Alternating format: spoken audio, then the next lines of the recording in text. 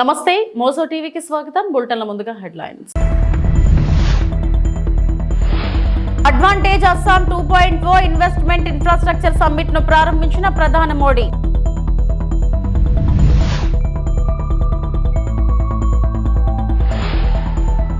సీఎంపై కేటీఆర్ విమర్శలు సరికాదు, మంత్రి కోమటిరెడ్డి వెంకటరెడ్డి.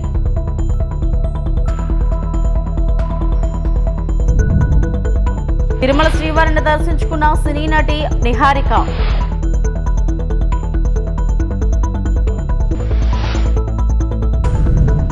ప్రధానమంత్రి నరేంద్ర మోడీ రాష్ట్రంలో ఆవిష్కరణలు మరియు స్థిరమైన అభివృద్ధిని ప్రోత్సహించడం లక్ష్యంగా మంగళవారం గౌహతిలో advantage Assam 2.0 infrastructure and investment summit 2025ను ప్రారంభించారు. గౌహతిలో జరిగిన అడ్వాంటేజ్ అస్సాం 2.0 ఇన్వెస్ట్మెంట్ మరియు ఇన్ఫ్రాస్ట్రక్చర్ సమిట్ 2025లో ప్రధానమంత్రి ఒక రోజు ముందుగానే అస్సాంకు చేరుకుని రాష్ట్రంలో విస్తృత శ్రేణి పెట్టుబడి అవకాశాలను ప్రదర్శించే ప్రదర్శనలను సందర్శించారు. కార్యక్రమంలో అస్సాం ముఖ్యమంత్రి హిమంత బిశ్వా శర్మ ఆయనను సత్కరించారు. ఎన్ చంద్రశేఖరన్, సజ్జన్ జిందాల్, ప్రశాంత్ రుయా, అనిల్ అగర్వాల్ మరియు అనిల్ కుమార్ చలమలశెట్టి వంటి వ్యాపార నాయకులు కూడా ఈ శిఖరాగ్ర సమావేశంలో పాల్గొన్నారు. ఆస్ట్రేలియా, దక్షిణ Korea, Singapore, Malaysia, Taiwan, Indonesia, Thailand, Bhutan మరియు జపాన్ వంటి దేశాల నుండి ఉన్నత స్థాయి ప్రతినిధులు కూడా పాల్గొన్నారు.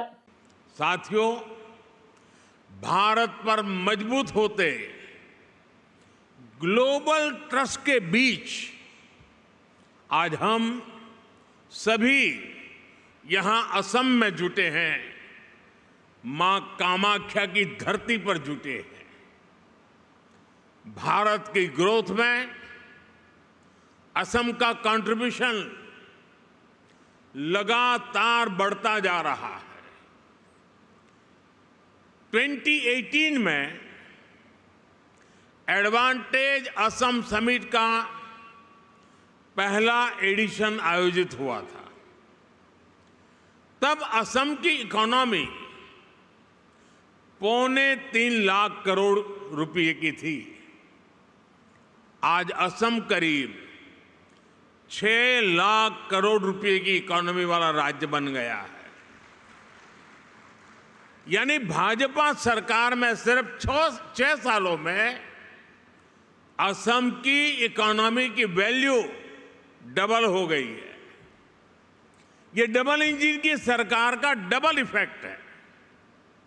असम में हुए ढेर सारे इन्वेस्टमेंट ने, आप सभी ने असम को अनलिमिटेड पॉसिबिलिटीज का राज्य बना दिया है. असम सरकार यहां एजुकेशन, स्किल, अन्य कई प्रकार के डेवलपमेंट और साथ साथ बेहतर इन्वेस्टमेंट एनवायरनमेंट पर फोकस कर रही है. बीते सालों में भाजपा सरकार ने यहां कनेक्टिविटी से जुड़े इंफ्रास्ट्रक्चर पर बहुत काम किया है. मैं आपको एक उदाहरण देता हूं. साल 2014 से पहले ब्रह्मपुत्र नदी पर बस 3 पुल थे. यानी 70 सालों में सिर्फ 3 ब्रिज. लेकिन बीते 10 सालों में हमने 4 नए ब्रिज बनाए हैं. हमने इनमें से एक ब्रिज का नाम भारत रत्न भूपेन हजारिका जी के नाम पर रखा है. శాసనసభను ఉద్దేశించి ప్రసంగించిన తర్వాత Delhi lieutenant governor VK Saxena ఢిల్లీని వికసిత నగరంగా అభివృద్ధి చేయడం, యమునా నదిని శుభ్రపరచడం మరియు చెత్త కుప్పలను తొలగించడం అనే ప్రభుత్వ స్పష్టమైన ఉద్దేశాన్ని నొక్కి చెప్పారు. ఆయన ప్రజల ఆదేశాన్ని అంగీకరించి నేను ఇక చెప్పడానికి ఇంకేమీ లేదని అన్నారు. ఆయన వ్యాఖ్యలు పట్టణ అభివృద్ధి మరియు పర్యావరణ సమస్యలపై పరిపాలన దృష్టిని హైలైట్ చేశాయి. हमारी सरकार का एजेंडा बहुत साफ है. दिल्ली का विकास करना, दिल्ली को विकसित दिल्ली बनाना, यमुना को साफ करना, कूड़े के पहाड़ों को खत्म करना और जो गरीब लोग हैं उन्हें सारी सुविधाएं देना।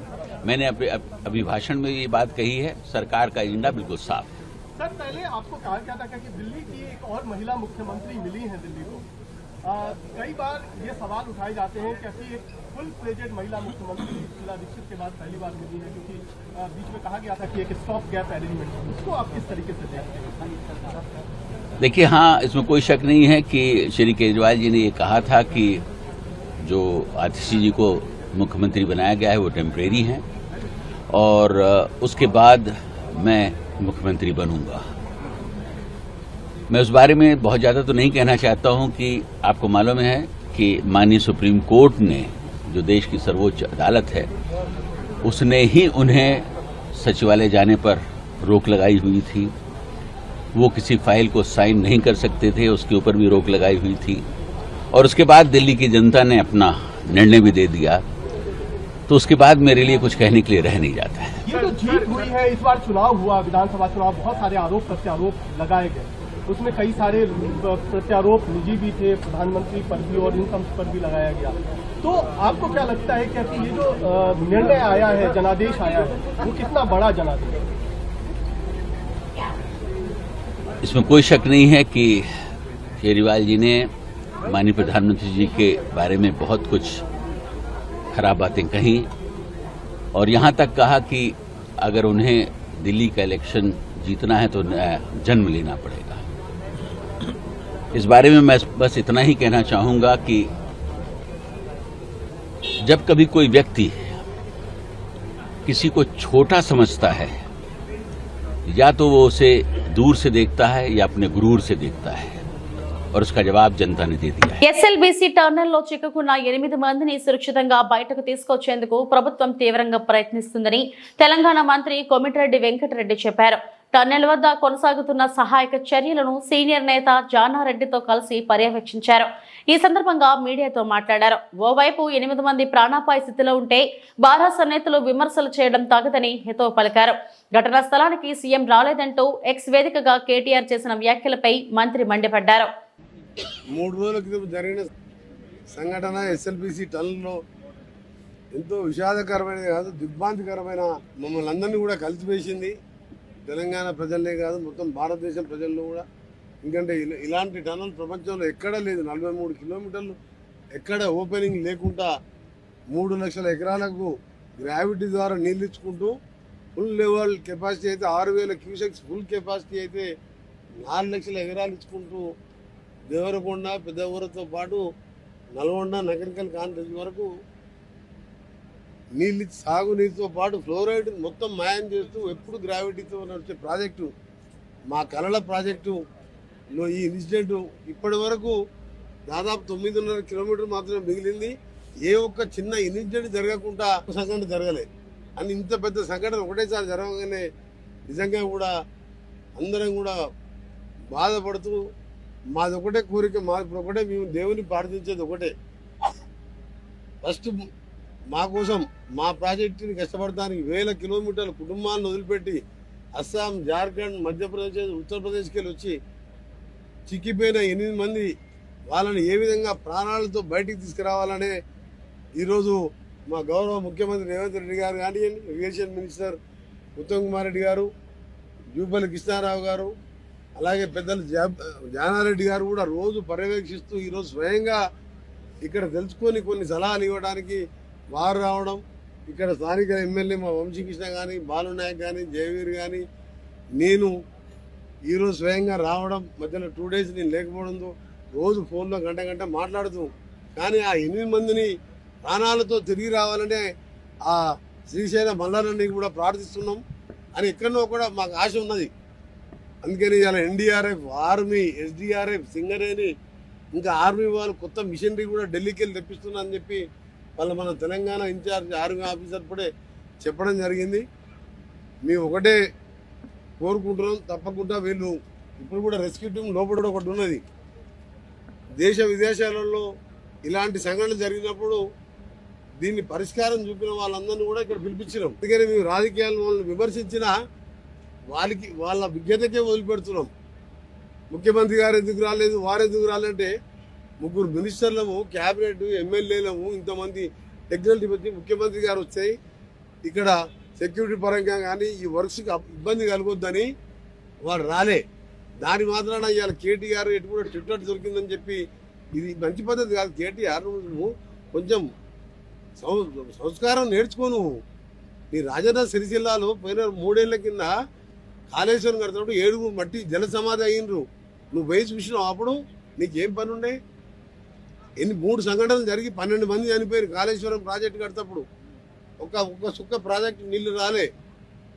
2 లక్షల కోట్ల పని మేము విమర్శించదలుచుకోలే. కానీ నువ్వు ట్విట్టర్లో పెట్టి వాళ్ళకి పేపర్ స్టేట్మెంట్ టీవీలలో ముఖ్యమంత్రి గారు ఎమ్మెల్సీ ఎన్నికల ప్రచారం పోయినని వాళ్ళ ప్రచారం కాదు. ముఖ్యమంత్రి గారు మీకు తెలుసు 15 నెలలకెళ్ళి 24 గంటలు ఏ చిన్న ప్రోగ్రాం ఉన్నా పిలవగానే వస్తాడు. మీ నాయనలాగా 15 నెలలు ప్రతిపక్ష నాయకుల ఫామ్ హౌస్లో పండుకోలే, 10 ఏళ్ళు ముఖ్యమంత్రిగా ఫామ్ హౌస్లో పండుకోలే. కానీ ఈరోజు వర్క్స్ డిస్టర్బ్ అవుతుంది, రెస్క్యూ టీమ్స్ ఉన్నాయి అని మమ్మల్ని పంపించి మేము ఇక్కడ ఉండి మేము అన్నీ చూసుకోవడానికి ఇక్కడ ఉన్నాం. కానీ మీరు సంస్కారం నేర్చుకోరు. ఎప్పుడు కూడా మీరు విమర్శించాలంటే మస్తున్నాయి. రాజకీయాలు ఇన్సిడెంట్ అయినప్పుడు అక్కడ అధికారులకు, రెస్క్యూ టీంలకు వాళ్ళకు సేవలు అందించడానికి ఇబ్బంది లేకుండా ఈ సెక్యూరిటీ పేరు మీద పోలీసులు అడా ఉండొద్దని ముఖ్యమంత్రి గారు రాలేదు. అయినా మేమందరం కూడా గవర్నమెంట్లో ఇచ్చుకుంటూ మాకు తోచిన సలహాలే కాదు, ప్రపంచంలో ఇలాంటి సంఘటనలు జరిగిన వాళ్ళందరినీ కూడా పిలిచే పనులు ఉన్నాం. అమెరికాకు చెందిన రాబిన్స్ కంపెనీ వాళ్ళకు కూడా ఇప్పుడే నేను మాట్లాడినా. ఎట్లా నోరు వచ్చిందో అర్థం కాదు. కేటీఆర్ గారు ఎందుకు ఈ రాజకీయాలు మాట్లాడతారు మీరు? ఒక్కసారి మరి నువ్వు ప్రతిపక్ష నాయకుడు, మీ నాయన నువ్వు కొడితే గట్టి కొడతా అన్నావు కదా, మరి వచ్చి ఇలాంటి ఇన్సిడెంట్ ప్రతిపక్ష నాయకుడు బాధ్యత లేదా? ఇలా పెద్ద మనిషి ఏ పదవి హోదాలో ఉన్నాడు?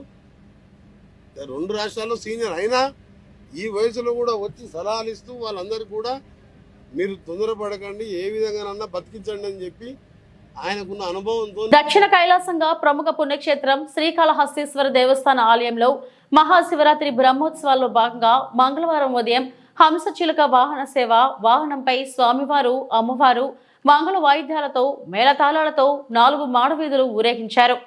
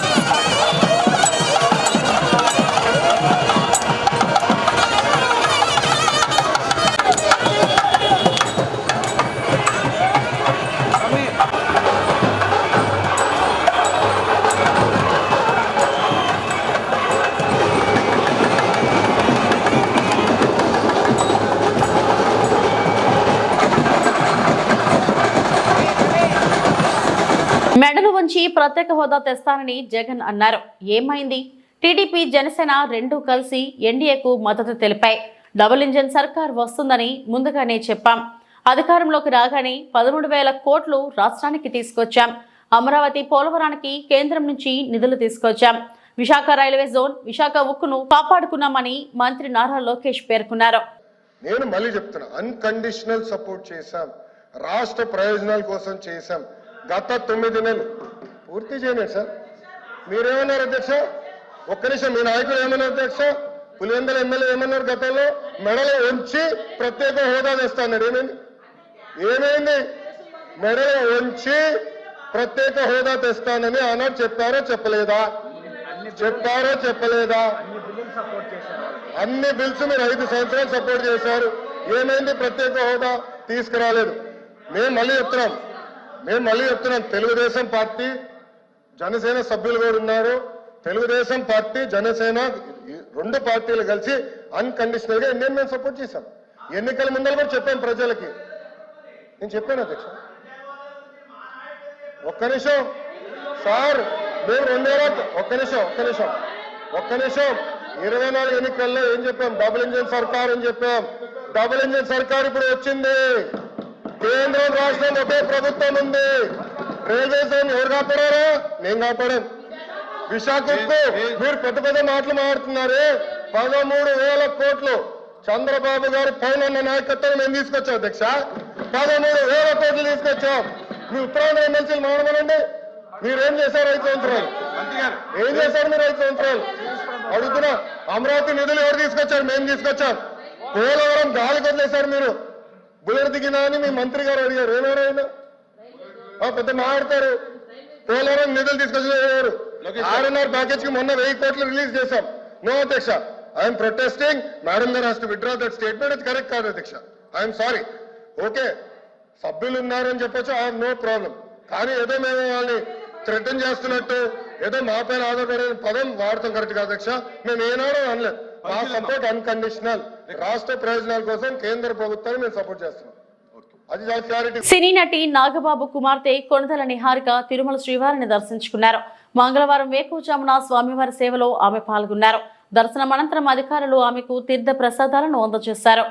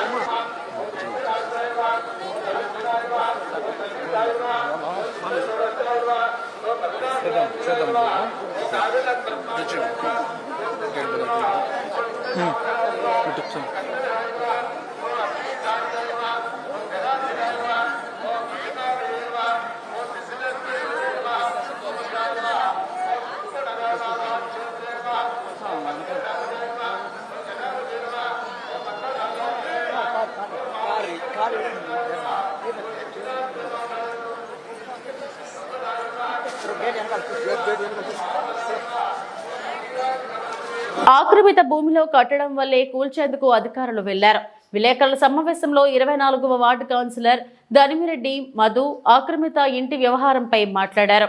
ఎటువంటి అనుమతులు లేకుండా నీటిపారుదల శాఖకు చెందిన కాలువతో ప్రభుత్వ భూమిలో ఇల్లు నిర్మించారు. దీనిపై 6 నెలల క్రితమే సంబంధిత అధికారులు నోటీసులు ఇచ్చారు.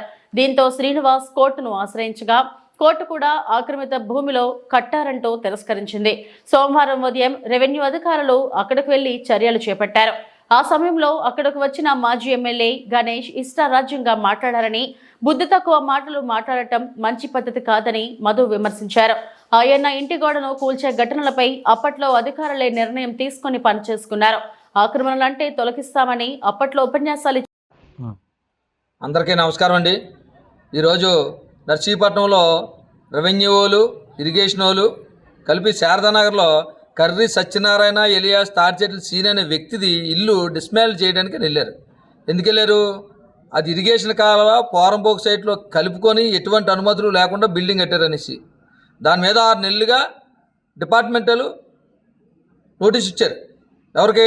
ఆ బిల్డింగ్ యజమానికి నోటీస్ ఇస్తే అతను కోర్టు ఆశ్రయించాడు. కోర్టు వారు ఏం చెప్పారు? అది ఇల్లీగల్గా కట్టడం అయింది అని చెప్పి అతను పెట్టుకున్న అర్జీని అతను కోర్టు తిరస్కరించింది. ఈ రోజు ఏం చేశారు? రెవెన్యూ వాళ్ళు వెళ్ళి ఆ యాక్షన్ తీసుకున్నారు. ఆ బిల్డింగ్ని కూలగొట్టడానికి వెళ్ళారు. వెళ్తే అక్కడ పెట్లగానేసి వచ్చి నోటుకొచ్చిన పేలాపన అది పేలుతున్నాడు. బుద్ధి తక్కువ మాటలు మాట్లాడకరా. నేను ఈరోజు చెప్తున్నాను, నువ్వు జనాలను తప్పుదో పట్టిద్దామని పొరపాటు మాటలు మాట్లాడక. ఆ రోజు అయ్యన్న పాత్రుడు గారు ఇల్లు కూలగొట్టేటప్పుడు నువ్వేమన్నావు?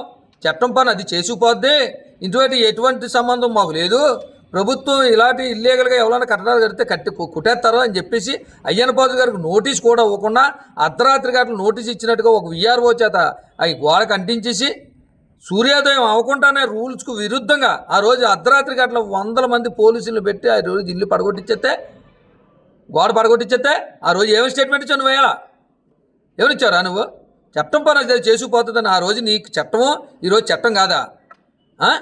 చట్టం ఆ రోజు నీకు చుట్టమా? ఈరోజు కాదా? తప్పుడు మాటలు తప్పుడు పేలాపలు పేలకూడదు. నువ్వు ఎలాంటోడు అంటే ఇప్పుడు చిన్న ఉదాహరణ చెప్పాలా. ఇప్పుడు కోడి కుక్కెత్తిపోతుంది అనుకో, మాలాంటి వాళ్ళని చూస్తే ఏం చేస్తామంటే రాయిట్ కొడేసి ఆ కోడి అవలదో ఆ కోడి ఆ ఇంటికాల అమ్మకి ఇచ్చేస్తాం.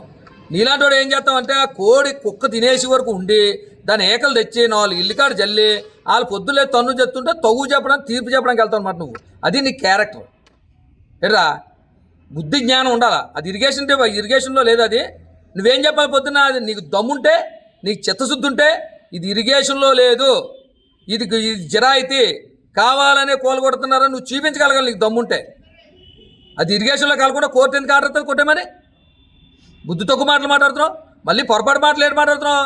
కక్షపూరితమైన చర్యలు తీసుకుంటున్నారా? నీ మీద కక్ష సాధిస్తున్నారా? మీ మీద కక్ష సాధించాలని అని మేము అనుకుంటేలా ఉంటే చాలా చేయొచ్చురా. మేము అలా కాదే.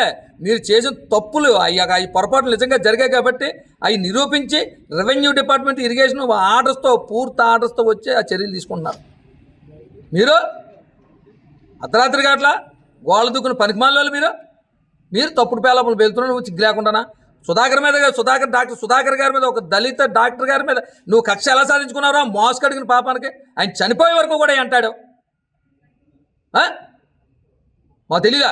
ప్రజలు తెలియదు. నువ్వు కక్ష సాధింపుల గురించి నువ్వు మాట్లాడుతున్నావు. కోనసీమ తిరుమలగా ప్రసిద్ధి చెందిన ఆత్రేయపురం మండలం వాడపల్లి శ్రీ వెంకటేశ్వర స్వామి వారి దేవస్థానంలో సోమవారం హుండీ లెక్కింపు నిర్వహించారు. 31 రోజులకు సుమారు 1,34 లక్షల రూపాయల ఆదాయం సమకూరింది. దేవస్థానం కార్యనిర్వహణాధికారి డిప్యూటీ కమిషనర్ నల్లం సూర్య చక్రధర్రావు ఆధ్వర్యంలో అర్చకులు స్వామివారికి ప్రత్యేక పూజలు నిర్వహించిన అనంతరం శ్రీవారి సేవకులు హుండీలను తెరిచి లెక్కింపు ప్రారంభించారు. ఆలయ ప్రధాన హుండీల నుంచి 1,68,68,428, అన్నప్రసాద హుండీల నుంచి 21,50,593 వెరసి 1,34,01,911 రూపాయల ఆదాయం వచ్చిందని కార్యనిర్వహణాధికారి కమిషనర్ చక్రధర్రావు తెలిపారు. అలాగే 30 గ్రాముల బంగారం, 1 కేజీ వెండి వస్తువులతో పాటు 34 విదేశీ కరెన్సీ నోట్లు వచ్చాయని చెప్పారు. అది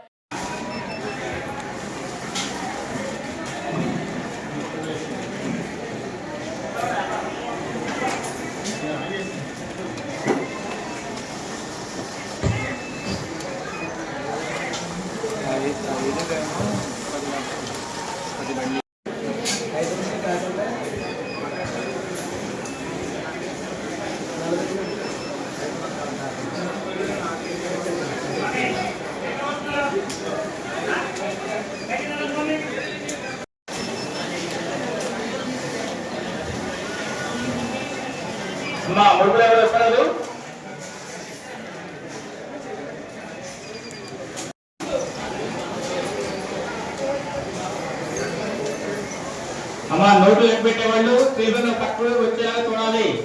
మీరు డెవలప్ 2 మంది చేయకుండా ఒకసారి క్లియర్గా చూసుకోండి.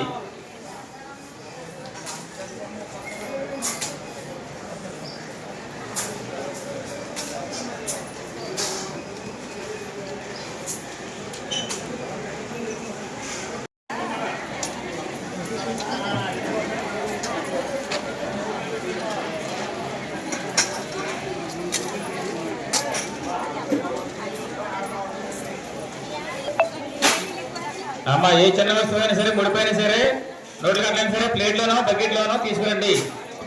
చేతితో మాత్రం ఏ ఒక్క సేవకుడు తీసుకురావద్దు.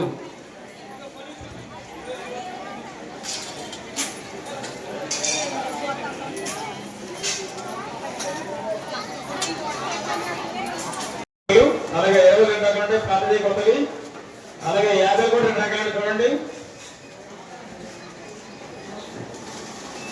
మీ దగ్గర ముడుపులు వచ్చిన పిల్లలు వచ్చిన పక్కన పెట్టండి, ఒక ప్లేట్లు తీయండి. ఇవి ఇప్పటివరకున్న బులెటిన్ అప్డేట్స్. నమస్తే.